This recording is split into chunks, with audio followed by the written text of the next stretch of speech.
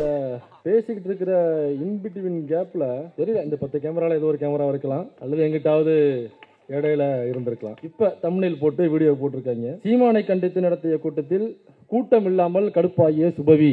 சொல்றாரு, கொஞ்சம் கடுப்பா முகத்தை வச்சுங்க ஐயா, கொஞ்சம் கடுப்பா. நீங்க சிரிச்சுக்கிட்டு இருக்கீங்க, தம்ப்நெயில்ல போட்டோ இல்லாம வேற எங்கேயோ இருந்தா எடுத்து வச்சிருக்கீங்க. கொஞ்சம் கடுப்பா வச்சிருந்தீங்கன்னாக்கா அவங்களுக்கு கொஞ்சம் ஈஸியாக இருந்திருக்கு. எப்போ சொன்னீங்கன்னா நாங்களே தமிழில் அனுப்புகிறோம். நான் வழக்கமாக வேறு மாதிரி உச்சரிப்பேன், ஆனால் மேடையில் பல மூத்த தோழர்கள் இருக்காங்க, கீழேயும் தோழர்கள் இருக்காங்க. அதனால் மாணிக்கம்னு நான் சுருக்கம் கூப்பிட்டுக்கிறேன். இந்த மாணிக்கம் ஒரு பதிவை போட்டிருக்காப்புல, எங்கள் அண்ணன் இசூசு கார் எடுத்துட்டு விரைந்து வந்து கொண்டு இருக்கிறார் அந்த கூட்டத்தை நோக்கி. ஏன்னா அவர் திட்டுறதை அவர் பார்க்கறது ரொம்ப ஷாலியாக இருக்கும், அதனால அண்ணன் வந்துகிட்டு இருக்காரு அப்படின்னு. வரவேற்க நாங்களும் தயாராக இருக்கிறோம். தில் இருந்தால் வாருங்கள், இல்லை என்றால் 13வது ரவுண்டை முடித்து விட்டு தூங்கவும். ஏன்னா எங்களுக்கு நிறைய வேலைகள் இருக்கு. உண்மையிலேயே பாரதிதாசன் அவர்கள் இப்ப உயிரோடு இருந்திருந்தால் இதே இடத்துல பாரதிதாசன் அவர்களை கண்டித்து யூடியூப் சார்பாக நான் இங்க ஒரு மீட்டிங்கை போட்டிருப்பேன். கடைசியில இந்த மாதிரி திராவிடம்னு சொல்லி யாரெல்லாம் வயிறு வளர்க்குறாங்க, அவங்க அவனை நாயுடன் ஒப்பிட்டு நாயை அசிங்கப்படுத்தினார்ல ஐயா பாரதிதாசன் அவர்கள், உண்மையிலேயே அதற்கு வன்மையான கண்டனங்கள். ஆனா ஐயா பாரதிதாசன் அவர்கள் இப்ப உயிரோடு இருந்திருந்தாருன்னா அந்த நாய்ங்கிற வார்த்தையை எடுத்துட்டு சீமான்னு வச்சிருப்பாரு. அவனுக்கு பேரு சீமான். இனிமே இதே மாதிரி நீ கட்சி நிர்வாகிகளுக்கும் பெண்கள் தேவை. நாம் தமிழ் கட்சி நிர்வாகிகளுக்கு அவர்களுடன் நாங்கள் ரூம் போடுவோம், பாண்டிச்சேரியில குற்றாலத்துல ரூம் போடுவோம், நீ கண்டிப்பாக வர வேண்டும். இதே போன்று அவர்களுடன் நீ ஃபேவர் பண்ண வேண்டும், உன்னுடைய பெட்டை ஷேர் செய்ய வேண்டும், நீ பாலியலாக உடல் உருவா அவளை வைத்துக் கொள்ள வேண்டும் அப்படின்னு அந்த பெண்ணை மிரட்டி இருக்கிறார். அந்த பெண் மறுத்திருக்கு. மறுத்தினாக்கா இந்த வீடியோவை நான் உன்னுடைய புருஷனுக்கு அனுப்புவேன். ஒரு சேனல்ல, ஒரு மெயின் ஸ்ட்ரீம் சேனல். அந்த மெயின் ஸ்ட்ரீம் சேனல்ல இந்த பாதிக்கப்பட்ட பெண்ணு அந்த சேனல்லையும் அவங்கள தொடர்பு கொண்டு அவங்க பேட்டி எடுத்திருக்காங்க. 1 hour கழிச்சு பார்க்கறேன் அந்த வீடியோ பிரைவேட்னு வந்துருச்சு. அந்த வீடியோ பிரைவேட் போட்டாங்க. யாரு சொல்லி அந்த வீடியோ பிரைவேட் போட்டது? சீமான் சொன்னாரா? மிரட்டினாப்லையா? பாதிக்கப்பட்ட பெண்ணு வெளியில தைரியமா வந்து நான் கம்ப்ளைண்ட் தர வர்றேன், அவன் பேரு, அவன் எந்த கட்சியா இருந்தானா, என்ன பெரிய புடுங்கியா இருந்தானே, நான் கம்ப்ளைண்ட் தர வரேன், நேரடியா பேர் எழுதுங்கன்னு ஒரு பொண்ணு சொல்ல வருது. நீங்க புகார் எடுக்க மாட்டேன், உங்களுக்கு இதே தான் வேலைன்னு திருப்பி அனுப்புறீங்க. திரும்ப ஒரு அட்வொகேட்டை போட்டு 2 நாள் அலக்கழிக்க விடுறீங்க. அதுக்கப்புறம் 3 புகார் கொடுத்தாங்க, ஒரு எஃப்ஐஆர் தான் போடுறாங்க.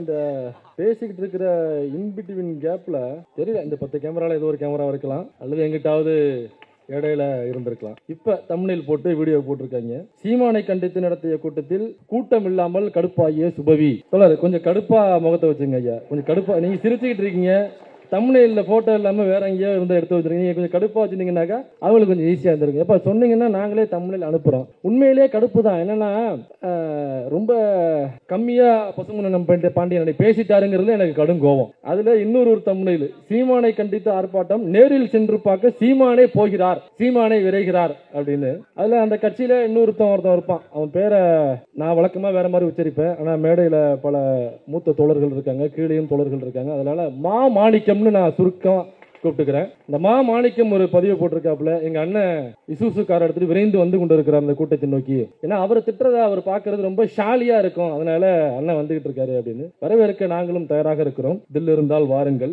இல்லை என்றால் 13வது ரவுண்டை முடித்து விட்டு தூங்கவும். ஏன்னா எங்களுக்கு நிறைய வேலைகள் இருக்கு. உனக்கு என்னப்பா, நீ சீமானு என்ன வேணாலும் பேசலாம். நாம அப்படி இல்ல, ஒரு கண்டென்ட் எடுத்தாலும் ஒரு 13 தடவை கிராஸ் செக் பண்ணிட்டு அதுக்கப்புறம் சரியா தவறானு சொல்லிட்டு தோழர்கள்ட்ட போன் பண்ணி கேட்டுட்டு ஒரு வார்த்தை போனாலும் திரும்ப மறுநாள் அதற்கான மன்னிப்பை நம்ம கேட்கணும் மக்கள் கிட்ட. ஏன்னா நமக்கு இந்த கடமை இருக்கிறது அப்படிங்கிறதுனால இன்னைக்கு ரொம்ப முக்கியமான ஒரு 2 விஷயத்தை நான் ஆதாரங்களோட இங்க எக்ஸ்போஸ் பண்ண வந்திருக்கேன். ரொம்ப முக்கியமான எக்ஸ்க்ளூசிவ் கண்டென்ட். இது வரைக்கும் எந்த யூடியூப் சேனல்லையும், எந்த சோசியல் மீடியாவிலையும், எந்த மெயின் ஸ்ட்ரீம் மீடியாவிலையும் வராத முக்கியமான 2 வழக்குகள் சம்பந்தப்பட்ட ஆதாரங்களோட நான் இன்னைக்கு வந்திருக்கேன். இந்த யார் அந்த சார் அப்படின்னு கேட்டு டெய்லி ஒருத்தவன் சவுக்கால் அடிச்சுக்கிறது, அப்புறம் அந்த மரண கிணறுல பைக் ஓட்டுறது, இன்னும் கொஞ்ச நாள்ல விடிய நான் ஒத்த காலில் சைக்கிள் ஓட்டிட்டு இருக்கேன் அப்படின்லாம் பழைய படத்துல பாண்டியன் இந்த மாதிரி சர்க்கஸ் எல்லாம் பண்ணுவாரு. அவர் இப்ப இல்லையா, அதனால அந்த குறையை தீர்த்து வைப்பதற்காக இங்க உள்ளூர் பாண்டியன் ஒருத்தர் சுத்திட்டு இருக்காருல்ல. இது போன்று நிறைய கேட்டு இருக்காங்கல்ல, யார் அந்த சார், எதுக்கு அவங்கள கத்த விட்டுக்கிட்டு அந்த சார் யார் அப்படிங்கிறதுக்கான எக்ஸ்க்ளூசிவ் ஆதாரத்தோட இன்னைக்கு நான் வந்திருக்கேன். யார் அந்த சார் அப்படிங்கறது இங்க நான் ஓபன் பண்ண போறேன். அதுக்கு முன்னாடி சில பதில்கள் நம்ம சொல்ல வேண்டியிருக்கு. இந்த கூட்டத்தை பார்த்தோன்னா எனக்கு கொஞ்சம் ஜர்க்கா இது, அவ்வளவு கூட்டம் வரும்னு உண்மையிலேயே நான் எதிர்பார்க்கல. இவ்வளவு தோழர்கள் வந்து அமர்ந்திருக்கீங்க, எல்லாம் கருஞ்சட்டை வீரர்களாக. இவ்வளவு கூட்டத்தை பார்க்கும் பொழுது உண்மையிலேயே நெஞ்ச நிமிர்த்தி, ஆமாண்டா கருப்பு சட்டை தான்டா, என்னடா அப்படின்னு தைரியமா நம்ம ஒரு தடவை சொல்லிக்கலாம். அப்புறம் வரும்போது போலீஸ்காரவங்க அங்கே முனையில் பேரிகேட் போட்டு சின்ன சின்ன பசங்களாம் ஸ்கூல் பசங்க இப்படிக்கான் இருப்பாங்க. அவங்க எல்லாம் ஒரு பையை எடுத்துகிட்டு போகிறாங்க. போலீஸ்காரவங்க கூப்பிட்டு என்ன பைய காமிங்க, என்ன பைய உள்ளே உதறிட்டு அவங்க ஏதோ சக்கரை நாட்டு சக்கரை எல்லாம் வாங்கிட்டு போயிட்டு இருக்காங்க வீட்டுக்கு. அது என்னென்னு காமி, ரேஷன் கடை காமி, எங்கே இருக்குது வீடு, ஆதார் கார்டை காமி அப்படின்னு காவல்துறை தன்னுடைய சட்டத்தை அவங்க சட்டம் தன் கடமையை செஞ்சு எனக்கு என்ன ஏன் இந்த குழந்தை பிள்ளைலாம் என்ன ஒரு லாலிபப் வாங்கி சாப்பிடும் அல்லது குருவி ரொட்டி குச்சி மிட்டாய் வாங்கி சாப்பிட போகுது, எதுக்கு இது ஒரு பயங்கரவாதிகள் மாதிரி இவங்க ட்ரீட் பண்றாங்கன்னு சொல்லிட்டு அப்புறம் விசாரிச்சோன்னா தெரியுது இல்ல நாம் தமிழர் கட்சியிலிருந்து வாட்ஸ்அப் குரூப்கள்ல இங்க அவங்க தங்களுடைய தொண்டர்களை அனுப்பி கல்லெறிவதற்கு ஆயத்தமாக இருப்பதாக ஐஎஸ்ல இருந்து தகவல் வந்திருக்கு. அதனால நாம் தமிழர் கட்சி தொண்டர்கள்லாம் நாங்க விசாரிச்சுட்டு இருக்கோம் அப்படின்னாங்க. ஆமாமா, நீங்க கரெக்டா இருக்கீங்க போலீஸ்காரையா, நீங்க சரியான போலீஸா இருக்கீங்க, விசாரிங்க, கண்டிப்பா விசாரிங்க. எனக்கு அந்த பையனை விட்டோம்னாக்கா டவுசர் நினையாம அவனால ஒண்ணு கடிச்சு வர முடியாது யூரின் பில்லுக்கு. அப்படியாப்பட்டு அவங்க தானே நாம் தமிழர் கட்சியில பூராவும் தொண்டர்களா இருக்காங்க. இந்திரகுமார் திரடி பேசும்பொழுது பாரதிதாசன் அவர்களுடைய அவர் எப்படி ஒரு திராவிட கவிஞனாக தன்னை இறுதி மூச்சு வரை சொல்லிக் கொண்டார் அப்படிங்கிறதுக்கான பல கவிதைகளை, அவருடைய பேச்சுக்களை, ஆதாரங்களை, எழுத்துக்களை நிறைய வாசிச்சார்.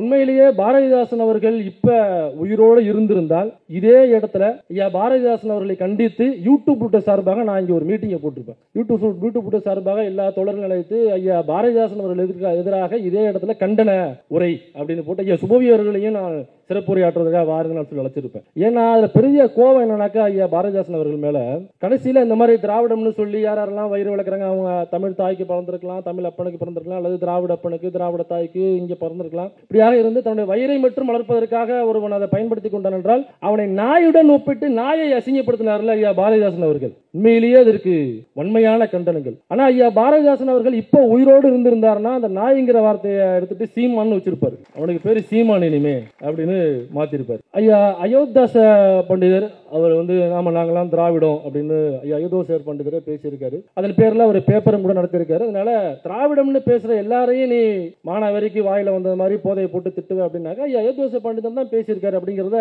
ஏற்கனவே இந்திரகுமார் தேரடி ரொம்ப விவரமாக பேசிட்டார். அவரோட சேர்த்து நான் இன்னொரு தலைவரையும் நான் இங்க பேச விரும்புகிறேன். ஐயா ரெட்டமலை சீனிவாசன் அவர்கள். ரெட்டமலை சீனிவாசன் அவர்கள் ஒருபோதும் ஐயா தந்தை பெரியார் அவர்களுக்கு எதிராக எனக்கு பேசியதாக நினைவில்லை. எங்கேயாவது வேணா விமர்சனமா வேணா இருந்திருக்கலாமே தவிர பெரியாரை எதிர்க்கிறேன், பெரியார் இந்த தமிழ் மக்களுக்கு எதிரானவர் அப்படின்னு ஒருபோதும் அவர் சொல்லியதாக எனக்கு நான் படிச்சு எனக்கு நினைவில்லை. ஒருவேளை இருந்தா தோழர்கள் சொல்லுங்க, அது விமர்சனமா இருந்திருக்கலாம். எனக்கு தெரிஞ்ச 1932-33 நீடாமங்கலத்தில் ஒரு சம்பவம் நடந்தது. ஒரு சாணிப்பால் சவுக்கடி சம்பவம், மிகப்பெரிய ஒரு சம்பவம். இந்த சம்பவத்தை ஐயா பெரியார் தான் கையில் எடுக்கிறார். அங்க உள்ள ஆறுமுகம்னு ஒரு கருப்பு சட்ட தோழர் ஒருத்தர், அவர் தான் அதை எழுதுறாரு. அதை எழுதி வெளியில கொண்டு அங்க உள்ள அனுமந்தபுரம் கிராமத்தில் நடக்குது. அதை வெளியில கொண்டு வர்றாரு. ஐயா பெரியார் அவர்கள் தான் அந்த பாதிக்கப்பட்ட 3 பேரையும் தமிழ்நாடு முழுக்க ஒரு மேடைகள் போட்டு வாக்குமூலம் கொடுக்க வைக்கிறாப்ல. அவங்க பாதிக்கப்பட்டவருடைய வாயாலே வாக்குமூலம் கொடுக்க வைக்கிறாப்ல. ஆனா அப்புறம் கேஸ் எடுத்து நடத்துறாரு ஐயா பெரியார். அப்புறம் அந்த கேஸ் தோத்து போகுதுன்னு வைங்களேன். ஆனா அந்த கேஸ் போயிட்டு இருக்க இன்பிட்வீன் கேப்ல ஐயா பெரியார் சில வருடங்களாக அதை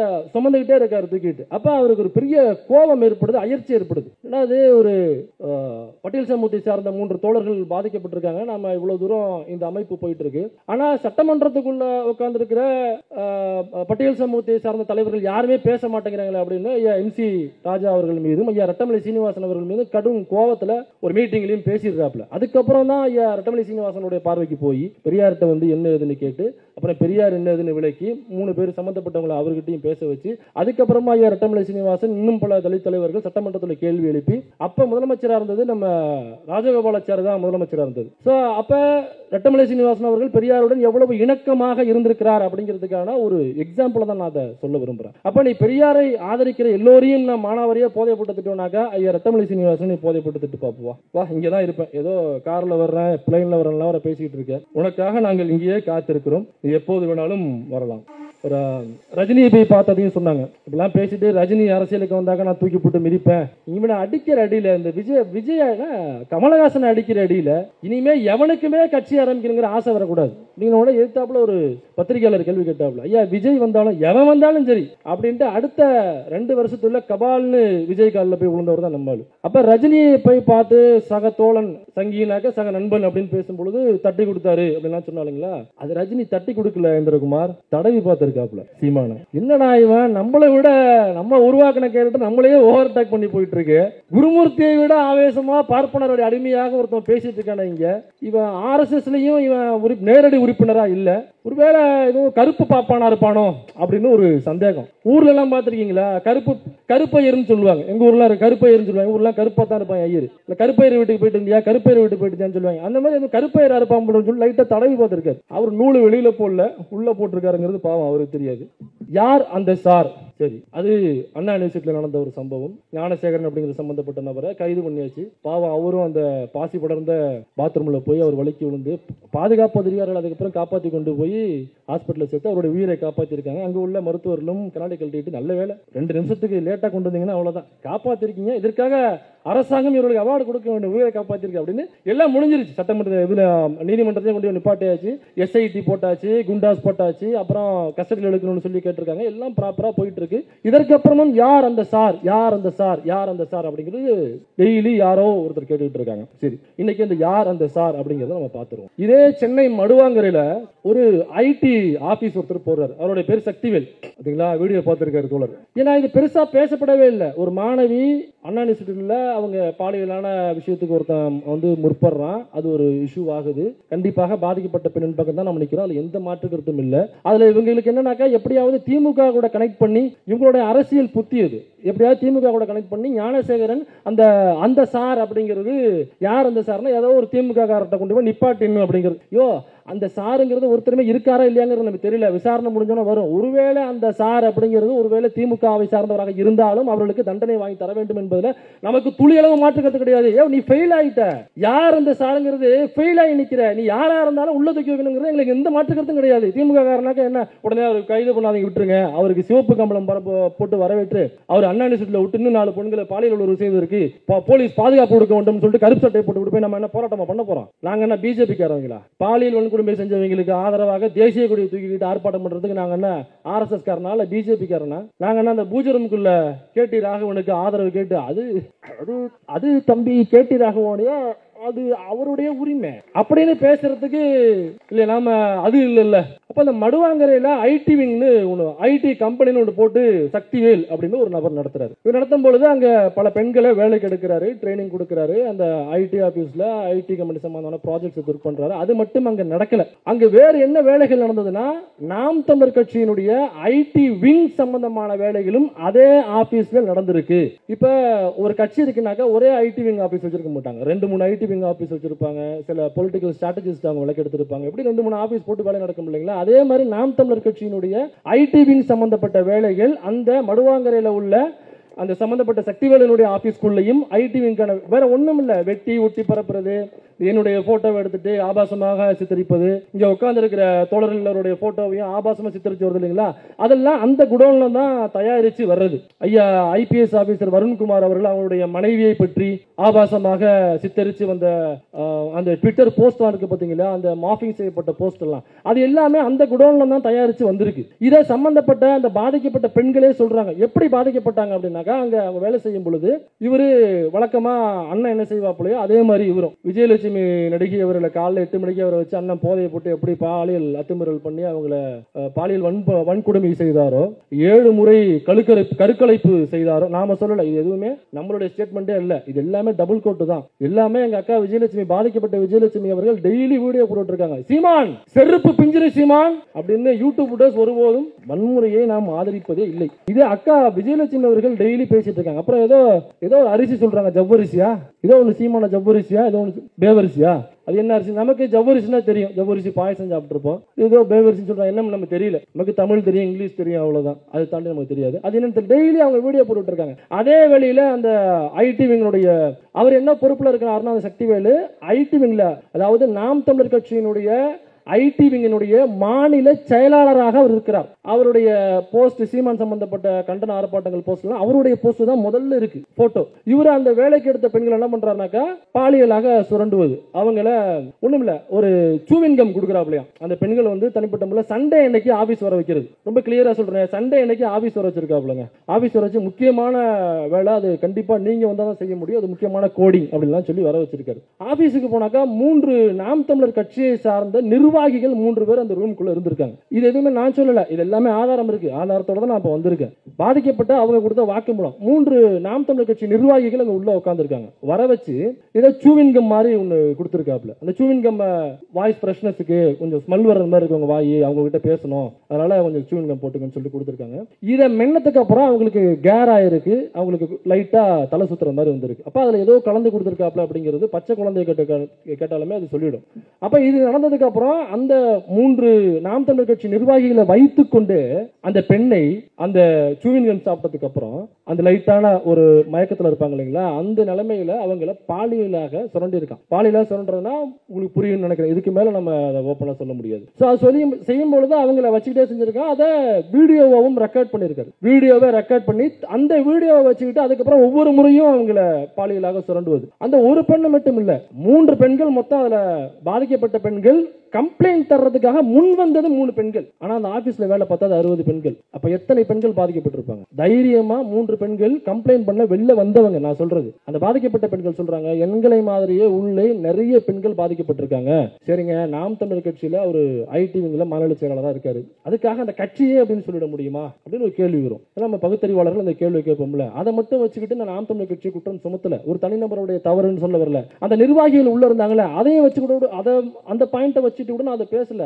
அதுக்கப்புறம் அவங்க கொடுக்கிற வாக்குமூலம் என்னன்னா, இதே மாதிரி நீ கட்சி நிர்வாகிகளுக்கும் பெண்கள் தேவை, நாம் தமிழர் கட்சி நிர்வாகிகளுக்கு அவர்களுடன் நாங்கள் ரூம் போடுவோம், பாண்டிச்சேரியில குற்றாலத்தில் ரூம் போடுவோம், நீ கண்டிப்பாக வர வேண்டும், இதே போன்று அவர்களுடன் நீ ஃபேவர் பண்ண வேண்டும், உன்னுடைய பெட்டை ஷேர் செய்ய வேண்டும், நீ பாலியலாக உடல் உறவு அவ்வளவு வைத்துக் கொள்ள வேண்டும் அப்படின்னு அந்த பெண்ணை மிரட்டி இருக்கிறார். அந்த பெண் மறுத்து இருக்கு. மறுத்தினாக்கா இந்த வீடியோவை நான் உன்னுடைய புருஷனுக்கு அனுப்புவேன், கல்யாணமான பெண்களா இருந்தா. கல்யாணம் ஆகாத பெண்கள்னாக்கா இந்த வீடியோவை என்னுடைய ஐடி விங்கை வச்சு, நாம் தமிழர் கட்சி ஐடி விங்கிறது எவ்வளவு பெரிய ஐடி விங்னு தெரியுமா, அந்த ஐடி விங்க கிட்ட இந்த வீடியோவை கொடுத்து நான் உலகம் முழுக்க உள்ள எல்லா தமிழகத்தையும் போய் சேர்க்கறதான வேலையை நான் பார்ப்பேன், நீ எப்படி வாழ்றங்கிறத நான் பார்க்கறேன் அப்படின்னு இந்த வீடியோ இது ஃபார்முலாவா பண்ணிருக்காப்ல. சம்பந்தப்பட்ட பெண்கள் அவங்க கொடுத்த வாக்குமூலம் அது. சோ அது எத்தனை மீடியாவில் எவ்வளவு பேர் இதை கவர் பண்ணீங்க, இவ்வளவு கேமராஸ் இருக்கு, எவ்வளவு பேர் நீங்க கவர் பண்ணி, எவ்வளவு பெரிய விஷயங்க அது. 60 பெண்கள் பாதிக்கப்பட்டிருக்காங்க. நாம் தமிழர் கட்சி நிர்வாகியா இருக்கான், மாநில செயலாளராக இருக்கான், 3 நாம் தமிழர் கட்சி நிர்வாகிகளை வர வச்சு, அது யாருன்னு தெரியல 3 பேர். அது பாக்யராஜா இருக்கலாம், சத்யாவா இருக்கலாம், சத்யானாக்கா அந்த கட்சியில அவனா இருக்கலாம், அல்லது மாணிக்கமா இருக்கலாம், கரிகஞ்சியா இருக்கலாம், ஏன் அண்ணன் சீமானா கூட இருக்கலாம், நமக்கு தெரியல. அது பாதிக்கப்பட்ட பெண் வந்து சொன்னாதான் அது யாருங்கிறதே தெரியும். எனக்கு அந்த பேரை உச்சரிக்கிறாங்க, ஆனா அந்த இடத்துல பி போட்டிருக்காங்க, மரியாதை கருதி, அல்லது அது தெரியக்கூடாது. எனக்கு சட்டம் ரொம்ப வலுவாக இருப்பதனால, சட்டத்தை சரியாக இந்த ஆட்சி கடைபிடிக்கிறதுனால அந்த பேர் சொல்ற இடத்துல அவங்க பி போட்டிருக்காங்க. சோ இதை வைத்து மிரட்டுவது அப்படிங்கிறது இன்னும் தொடர்ந்து நடந்துகிட்டு இருக்கு. இதுல அந்த பாதிக்கப்பட்ட பெண் கொடுத்த வாக்குமூலத்தை நக்கீரன்ல ஃபர்ஸ்ட் ஒரு பேட்டி கொடுத்தாங்க. ஒரு 10 செகண்ட் தான், முக்கியமான போர்ஷன் மட்டும் தான் எடுத்து வந்திருக்கேன், நீங்களே இதை கேளுங்க. என்னோட ஆஃபீஸ் பார்த்தீங்கன்னா நாம் தமிழர் கட்சி அதுக்காக ஒரு விங் மாதிரி, ஐடி விங் மாதிரி எங்க ஆஃபீஸ்ல ஃபுல் ஒர்க்குமே அவங்களுக்காக தான் போயிட்டு இருக்குது. இவரு அந்த கட்சியில இருக்காரா?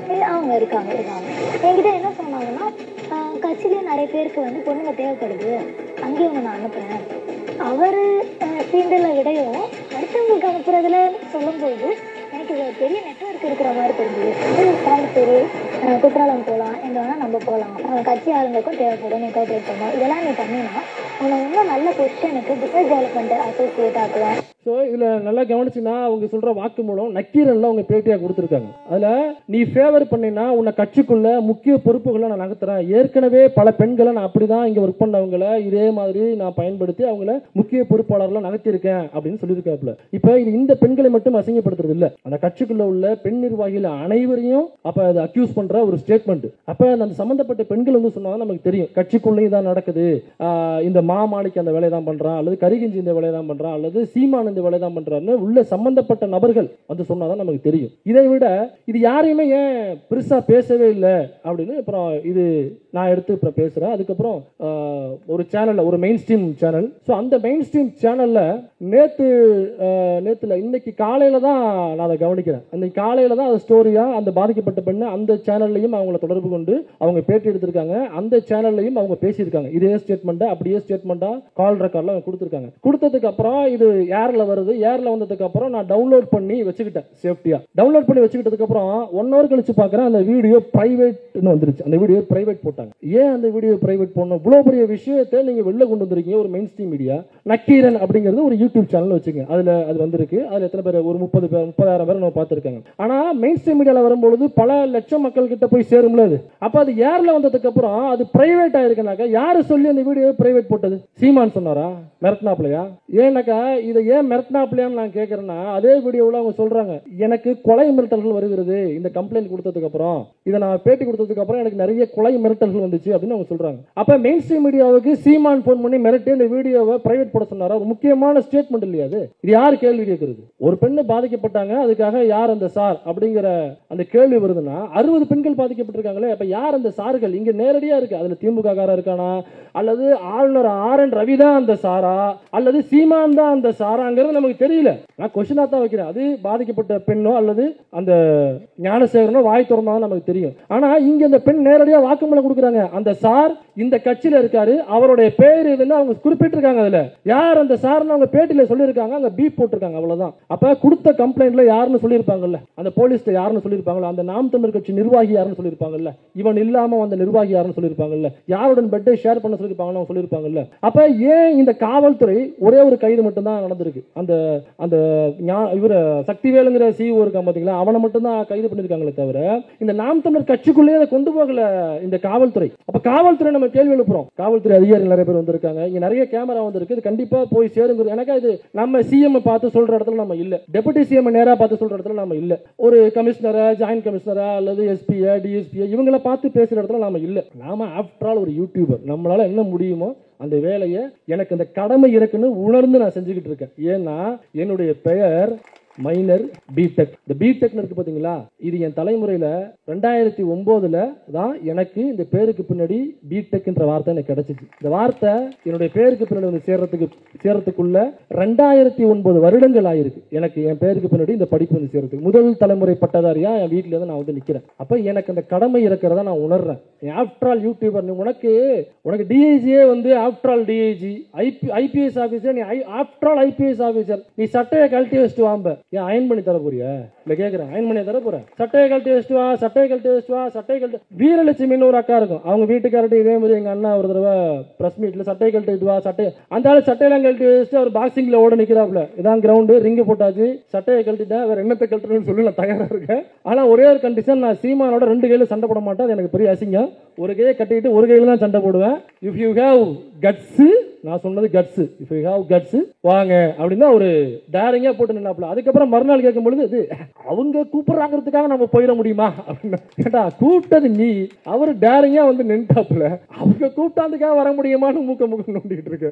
இதுல நம்ம எழுப்ப வேண்டிய கேள்வி என்னன்னாக்கா, யார் அந்த சார்னா, யார் அந்த சார்? நாம் தமிழர் கட்சியில உள்ள 3 பேரும் நேரடியா அவங்க சொல்லிட்டாங்க. அப்ப காவல்துறை என்ன செய்யுது? ஏன் இவனோட கையை நிப்பாட்டிட்டாங்க? கைது பண்ணும் பொழுது அவனுடைய போன் இருக்கும்ல, அந்த பெண் சம்பந்தப்பட்ட அந்தரங்க வீடியோக்கள், பிரைவசி வீடியோக்கள் நிறைய ஸ்டோர் பண்ணி வச்சிருக்கான். அந்த வீடியோவை எங்களிடம் காண்பித்து தான் மிரட்டுவானே அவங்க நேரடியா பேட்டியில சொல்லியிருக்காங்க, வாக்கு மூலமா கொடுத்திருக்காங்க. அப்படிங்கும் பொழுது அவன் போனை எடுத்து ஃபாரன்சிக் இதெல்லாம் தேவையில்லை, போனை எடுத்து இப்படி 2 தட்டத்தினாலே பொல பொலன்னு வீடியோ கொட்டும். அம்புட்டி வீடியோ கண்டிப்பா உள்ள இருக்கும். சிந்தாம சதராம இருக்கணும், இப்படியே தான் கொண்டு போவான். வீடியோ கீழே விழுந்துருமா அப்படின்னு அந்த அளவுக்கு உள்ள வீடியோ வச்சிருப்பானுங்க. 60 பெண்கள் சம்பந்தப்பட்ட வீடியோக்கள். அப்ப அதுல யார் சம்பந்தப்பட்டிருப்பா? அப்ப கண்டிப்பா அந்த கட்சின்னு பேர் வந்துருச்சுனாக்கா, இதை ஏன் நீங்க சிவியரா ஏன் நீங்க ஆக்ஷன் எடுக்கல? ஏன் விசாரிக்கல? கருப்பர் கூட்டம்னு ஒரு சேனல் ஒரு வீடியோ போட்டாங்க, துரத்திட்டு பாண்டிச்சேரிக்கு போனீங்கல்ல, அது பெரிய நியூஸா போட்டு அவர் ஏதோ பயங்கரவாதி மாதிரியும் தோழர் வந்திருந்தாரு, இங்கதான் நின்னாரு, காணும், இந்த நிக்கிறாரு, துரத்திட்டு ஓடுறாங்க, இங்க போறான் அங்க போறான், இந்த கண்டுபிடிச்சோம், இந்த எடுத்துட்டோம் வச்சுட்டோம்னு சொல்லிட்டு போனீங்கல்ல. ஏன் இவ்வளவு பெரிய குற்றத்தை பாலியலாக இவ்வளவு பெண்களை சுரண்டி இருக்கான் ஒருத்தவன், அவங்களும் வாக்குமூலம் கொடுத்துட்டாங்க. பாதிக்கப்பட்ட பெண்ணை நேரடியா போலீஸ் ஸ்டேஷனுக்கு போய்,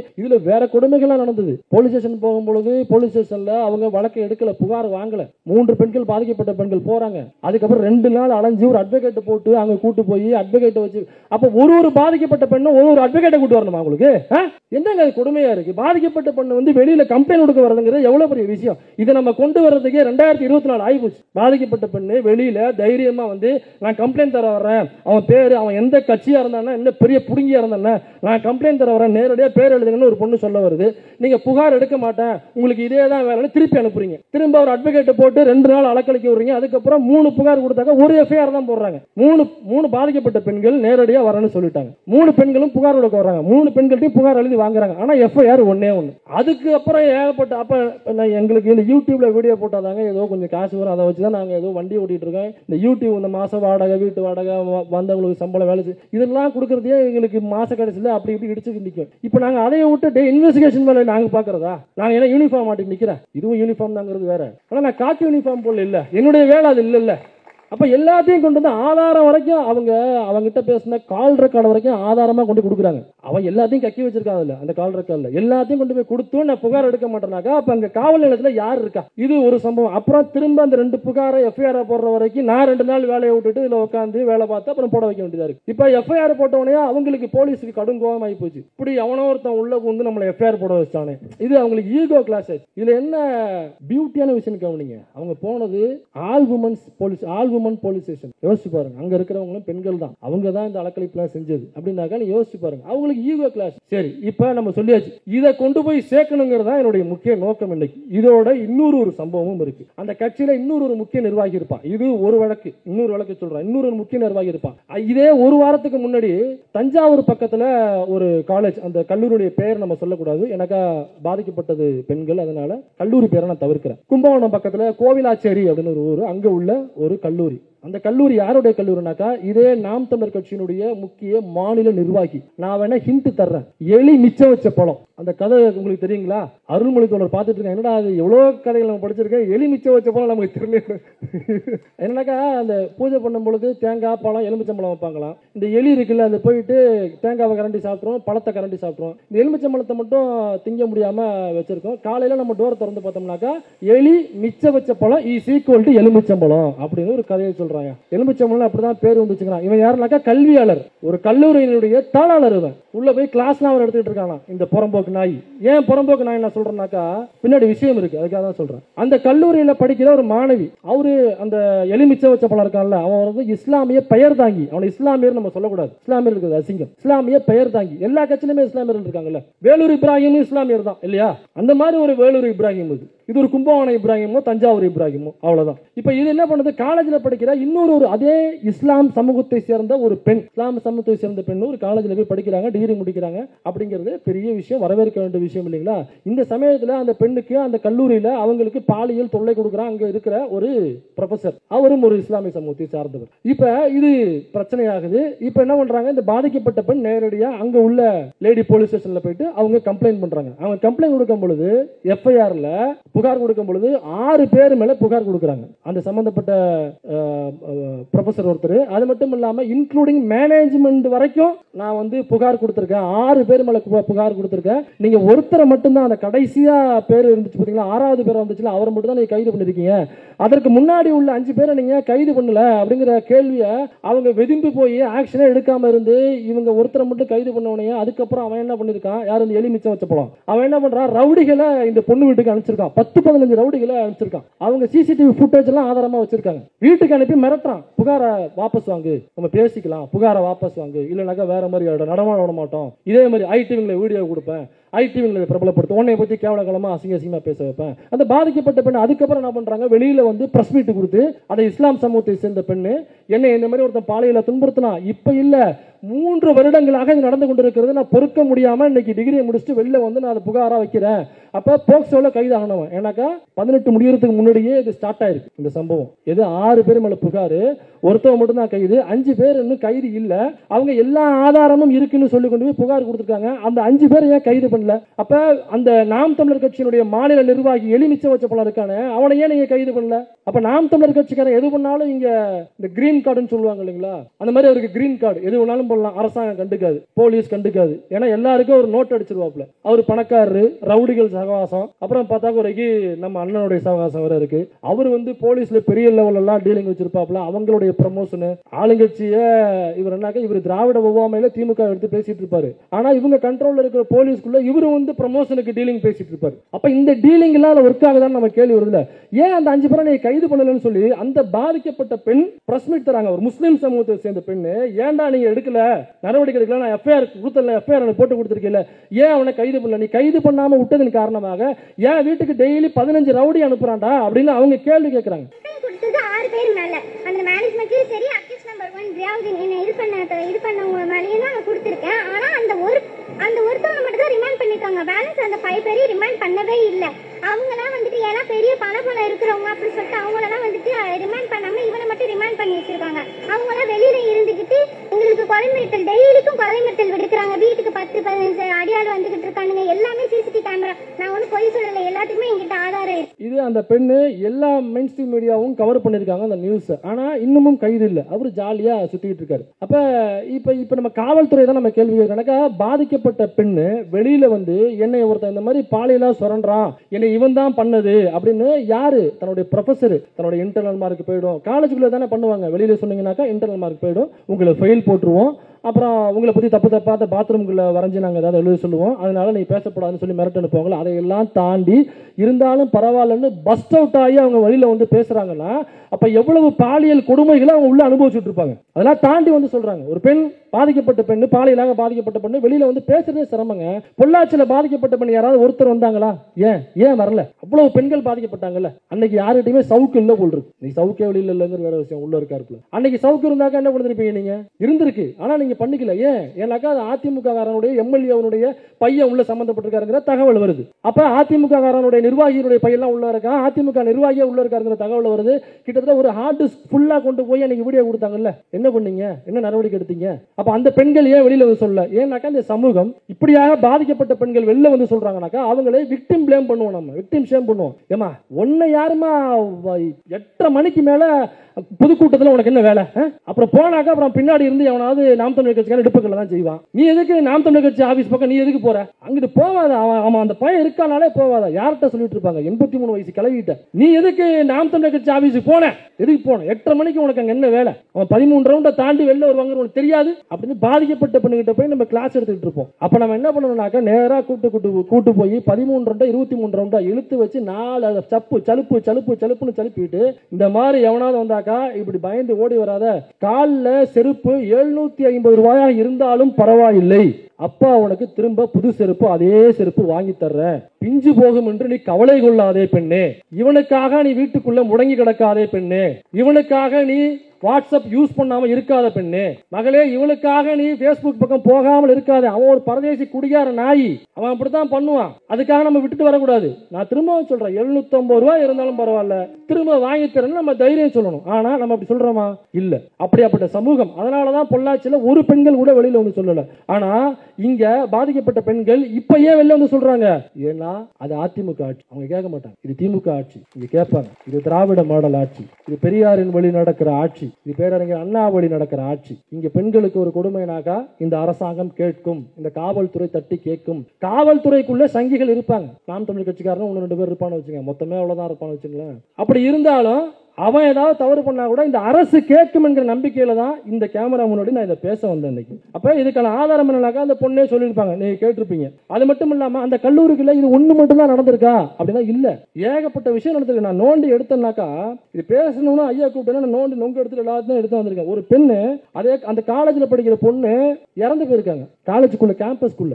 இந்த சம்பவம் எப்ப நடந்துச்சுன்னா 2017 மே மாசம் 26, 27 மே மாசம் 26, 27 2017 இந்த சம்பவம். அந்த காலேஜுக்குள்ள காலையில 8:30 மணிக்கு எக்ஸாம் எழுத சென்ற பெண் மறுநாள் மதியம் 12:30 மணிக்கு அந்த காலேஜினுடைய கேம்பஸ்க்குள்ள உள்ள கழிவறைக்குள்ள இந்த பெண் பிணமாக கிடக்கிறாள். இந்த பெண்ணுடைய பேர் நான் சொல்ல வேண்டாம்னு நினைக்கிறேன், அதனாலதான் பிளாக் அண்ட் ஒயிட்ல எடுத்துட்டு வந்தேன், கலர்ல எதுவும் தெரியும் அப்படிங்கிறதுக்காக. ஃபுல்லா ரத்தம் அந்த பொண்ணுக்கு கலர்ல.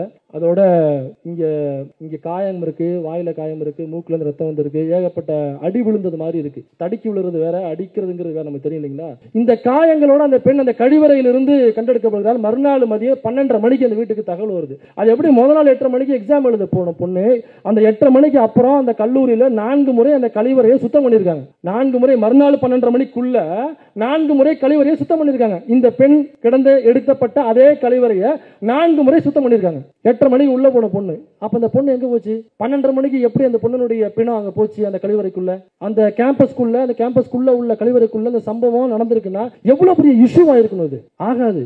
ஏன்னா அந்த கல்லூரியினுடைய ஓனர் திமுக காரன் கிடையாது. ஏன்னா அந்த கல்லூரியினுடைய ஓனர் எங்கேயும் திமுக அமைச்சர் கூட போட்டோ எடுக்கல. அந்த கல்லூரியினுடைய ஓனர் எங்கேயும் டெபுட்டி சிஎம் விஷயம் போகும்போது சைடில் இப்படி எட்டி நின்று எங்கேயும் போட்டோ எடுக்கல. அந்த கல்லூரியோட ஓனர் எங்கேயும் எந்த திமுகவோடையும் பழக்கம் வச்சுக்கல. அதனால இந்த விஷயம் இஷ்யூ ஆகாது. அப்போ ஒரே ஒரு போட்டோ இந்த கல்லூரியோட தாளாளர் இந்த ஓனர் நாம் தமிழர் கட்சிக்காரன் கிடையாது, அவன் ஏதோ ஒரு கட்சியை ஃபாலோ பண்றவர் அல்லது கட்சியே இல்லாதவர், திமுக அமைச்சரோட ஒரே ஒரு போட்டோ எடுத்துருக்காருன்னு ஒண்ணு கிடைச்சா போதும். இந்நேரம் இந்த இஷ்யூ எங்க தெரியுமா விவாதிச்சுட்டு இருப்பாங்க? நாடாளுமன்றத்தில் விவாதிக்கப்பட்டிருக்கும். இந்த சம்பவம் நாடாளுமன்றத்தில் விவாதிக்கப்பட்டிருக்கும். இங்க இருக்கிற அனைத்து கேமராக்களும் கும்பகோணத்தை சுத்தி வட்டம் அடிச்சுட்டு அங்க போயிட்டு போட்டிருப்பாங்க. அப்புறம் அந்த வீட்டுக்கு எதிர்த்தாப்புல உள்ளவங்க, பக்கத்துல உள்ளவங்க, அந்த பொண்ணு கடையில போய் வாங்க முடியல பொட்டிக்கிட அங்க உள்ளவங்க அப்படின்னு ஒரு கேமரா ஒன்று இருக்கு, அது தூக்கிட்டு அங்க போயிடுவாங்க. அப்ப இந்த பொண்ணுக்கும் திமுகவிற்கும் இந்த ஓனருக்கும் திமுகவுக்கும் சம்பந்தம் இல்லை அப்படிங்கிறதுனால இவ்வளவு பெரிய சம்பவம் நடந்திருக்கு. இது யாருமே ஒண்ணுமே கேட்கவே இல்லையே. அங்க உள்ள விசிக கட்சியை சார்ந்த தோழர்கள் இதை கண்டித்து ஆர்ப்பாட்டம் போராட்டம் பண்ணியிருக்காங்க. ஏன்னா நாளைக்கு விசிக சட்டமன்றத்தில் கவன ஈர்ப்பு தீர்மானம் கொண்டு வர்றாங்க. இந்த யார் அந்த சார் அண்ணா சொல்ல நடந்தது என்ன அப்படிங்கறத ஒட்டி ஒரு கவன ஈர்ப்பு தீர்மானம் கொண்டு வராங்க. இதன் மூலமாக விசிகாவினுடைய எம்எல்ஏக்களுக்கு நான் வைத்துக் கொள்கிற கோரிக்கை என்னவென்றால், அந்த கவன ஈர்ப்பு தீர்மானத்தில் இந்த சார் யாருன்னு தயவு செய்து பேசுங்கள். பாதிக்கப்பட்ட பெண் இருக்கிறாள், இவள் எப்படி செத்தாங்கிறதே தெரியல. ஏங்க ஒருத்தவங்க எப்படி செத்தானே தெரியாம எப்படி சாகுறது? அவங்க அம்மா அப்பா உயிரோட இருக்காங்க, எப்படி செத்தானாலும் தெரியணுமா இல்லையா? இது என்ன போஸ்ட்மார்ட்டம் ரிப்போர்ட் வந்துச்சு? யாராவது போஸ்ட்மார்ட்டம் ரிப்போர்ட்டை ரிவ்யூ பண்ணாங்களா? அதை பத்தி பேசினாங்களா? ஏன் பேசல? எந்த மீடியாவும் ஏன் பேசல இதை பத்தி? இதையொட்டி அங்க உள்ள மாணவர் அமைப்பு போராட்டம் பண்றாங்க. இவங்க போராட்டம் பண்ண என்ன பண்றாங்கன்னா, அந்த கல்லூரியில் உள்ள ஓனர் இருக்கான் பாருங்க, அந்த எலி மீச்ச வச்சப்பலம், அவன் தன்னுடைய ரவுடிகளே உள்ள விட்டு அந்த போராட்டம் பண்றவங்களை தனியா தூக்கி கொண்டு போய் மாணவர் அமைப்பை சார்ந்தவங்க தனியா தூக்கி கொண்டு போய் அங்க உள்ள அறையில வச்சு அடிக்கிறாங்க. கண்ட மணிக்கு அடிக்கிறாங்க. அடிச்சுட்டு அங்க உள்ள அவங்களுடைய பஸ் அவங்களே உடைச்சிட்டு அந்த மாணவர்கள் தான் உடைச்சிட்டான்னு கேஸை கொடுத்து இதற்காக போராடியதற்காக அந்த கல்லூரியில் படிக்கிற மாணவன் 6 மாதம் சிறையில் இருந்தான்.